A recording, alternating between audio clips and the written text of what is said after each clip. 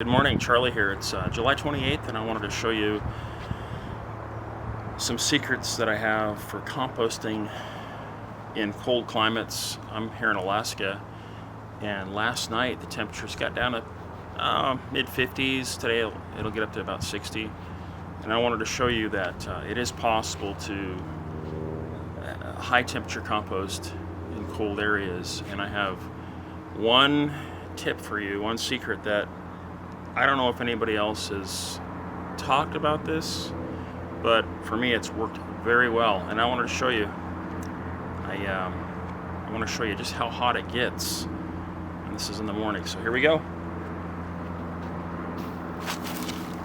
Chunks of foam. You can find these from building sites. I got this from a neighbor who was using Fox blocks, ICFs, insulated concrete forms. And I cut off the spacers between the vertical panels. So just collect these. They're very handy.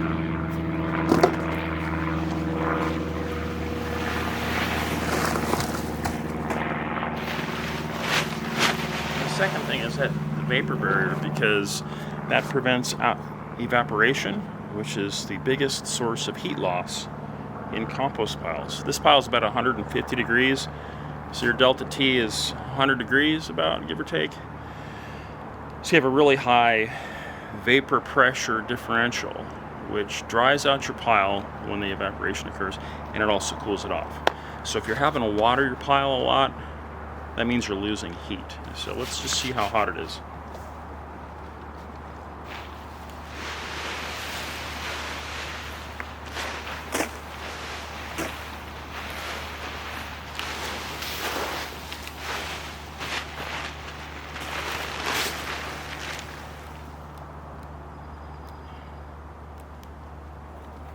Now, these are red wigglers, and they don't like really hot temperatures, but they'll find the perfect zone with different moisture and temperature levels, and they're all over.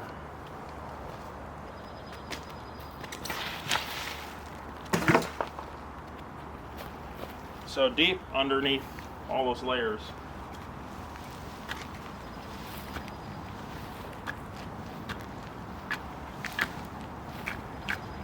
It gets very hot.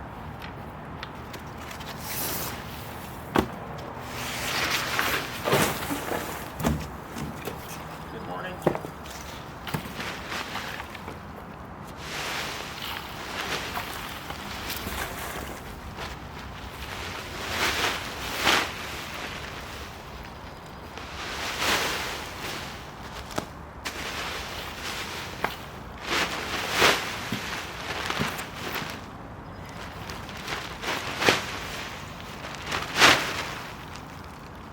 Yeah, I'm looking for my compost thermometer. I can't seem to find it. It's buried.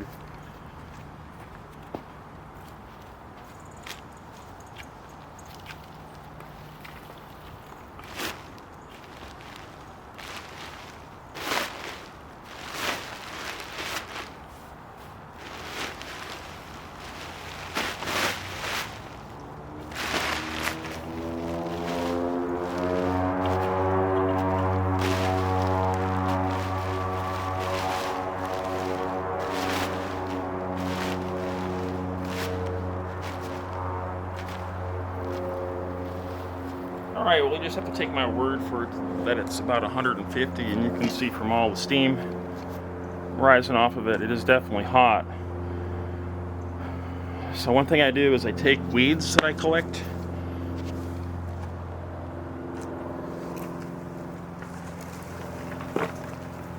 So we got some chickweed, some bird vetch, purple vetch. What are these called? Leave a comment. This is a plantain, and let's see, what is this? This is that thistle, invasive thistle. So I just take the whole bunch and I throw it in the middle, or I can chop it up, which helps speed the decomp. But for these really invasive weeds, I just want to get them in the pile as quickly as possible. Throw them in the middle and then just cover them back up.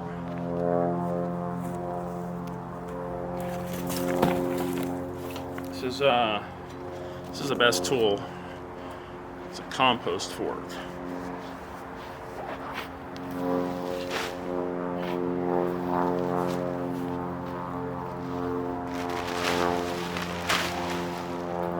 Now, I guarantee you these seeds won't be viable after, oh, about 30 minutes.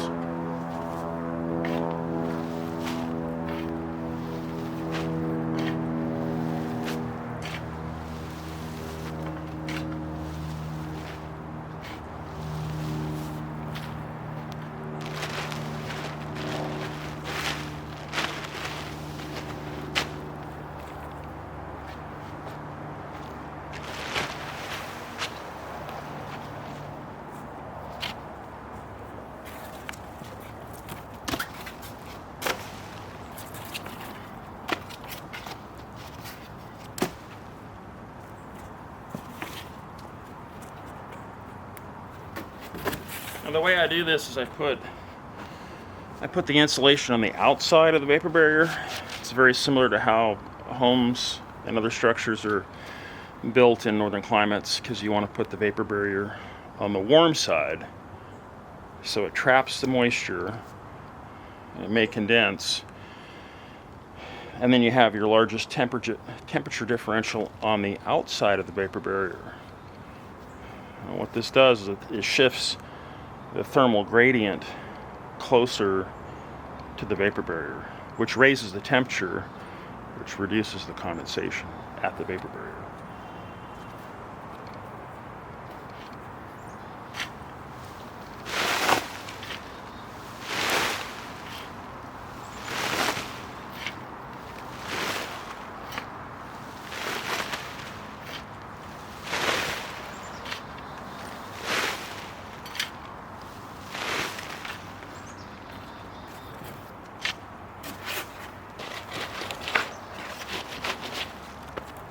So what I do is I fill the gaps between the chunks of foam with compost to even things out, and I can use multiple layers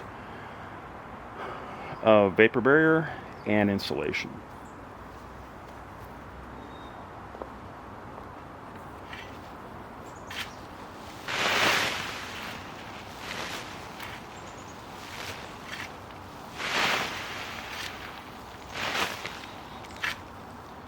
It's a little messy now, but I'll take more time later to clean it up. And I think that was the main thing, is I just wanted to show you how important it is to have a vapor barrier and rigid foam insulation in your pile.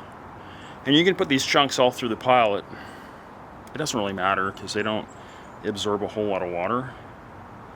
But what it does is it basically prevents heat loss throughout your pile. So you'll have localized hot spots. It might be a little cooler around the edges, but that one localized hot spot is where a lot of microbial activity occurs.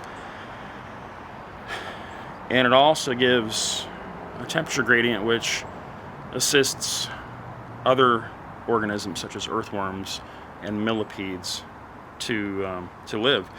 Because if they get too hot, they'll go away. They won't die because they're pretty fast and they can escape high temperatures. Anyway, that's all I had today. I'll do some more videos about different topics as well.